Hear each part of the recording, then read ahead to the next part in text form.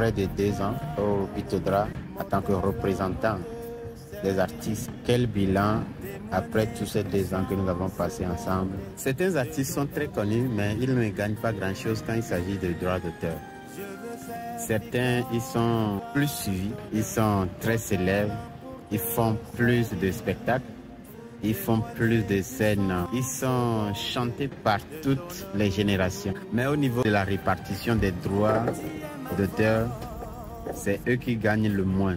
Vous allez vous demander qu'est-ce qui ne va pas, qu'est-ce qui n'a pas marché. Au même moment, il y a des artistes qui ne sont même pas connus, qui ne sont même pas sur le terrain, qui ne sont pas aussi célèbres que ça. Mais quand il s'agit du quota, quand il s'agit du montant des droits d'auteur qu'ils touchent par rapport à leur sortie, à leur carrière, vous n'allez même pas imaginer. Quel travail préalable faites-vous sur votre droit? Quel travail faites-vous pour bénéficier d'une somme importante lors de la répartition des droits d'auteur dans votre pays, au Togo en particulier? Il ne s'agit pas de se nommer tel ou tel pour avoir un droit d'auteur conséquent lors des différentes répartitions auxquelles nous assistons. Mais il faut un travail préalable. Il faut que votre nom se figure dans une certaine catégorie pour pouvoir être tête des listes de collecte, ce qui vous permettra plus tard dans la répartition, que ce soit manuel ou numérique, de bénéficier de fonds conséquents pouvant vous aider à investir davantage dans votre carrière. En ce moment où plusieurs n'arrivent plus à subvenir à leurs besoins, plusieurs n'arrivent plus à trouver de fonds conséquents pour continuer leur musique, les seules choses qui restent pour nous permettre de continuer par rester dans cette passion et dans cette profession, ce sont les gains que nous avons sur les produits, les musiques que nous mettons sur le marché, que ce soit pas des moyens traditionnels, que ce soit pas des moyens numériques, sur le plan digital.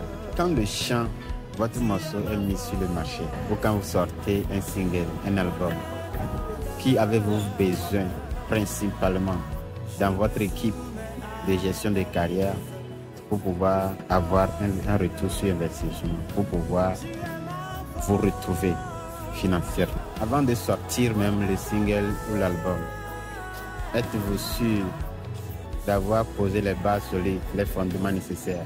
Est-ce qu'il vous arrive de poser la question à savoir, avant de sortir mon single, mon album, qu'est-ce que je dois faire? Est-ce qu'il vous arrive de le faire comme ça?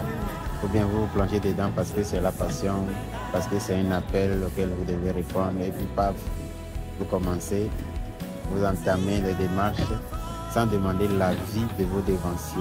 Et depuis que vous faites ça comme ça, est-ce que ça vous avantage? Est-ce que ça a des résultats probants? Ou bien vous êtes toujours à la trêve? Comme je vous l'avais demandé une fois, est-ce que vous vous donnez la peine de créer les métadonnées de votre produit, de votre musique, avant de le mettre à usage du public ou d'une personne privée quelconque?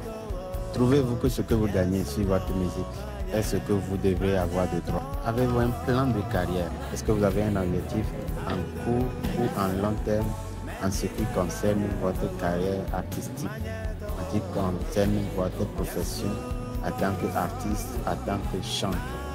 Des questions que je pose ne concernent pas ceux qui veulent juste investir dans la musique en tant qu'évaluation sans rien attendre en retour. Ça concerne ceux qui veulent quand même bénéficier des fruits de leurs œuvres. Du coup, quand il s'agit de vous, sachez que vous avez du travail et vous devez faire tout possible pour donner le meilleur de vous quand il le faut, comme il le faut. Nous avons eu à faire près de 2 ans au Pitodra en tant que représentant des artistes. Quel bilan après tous ces 2 ans que nous avons passés ensemble?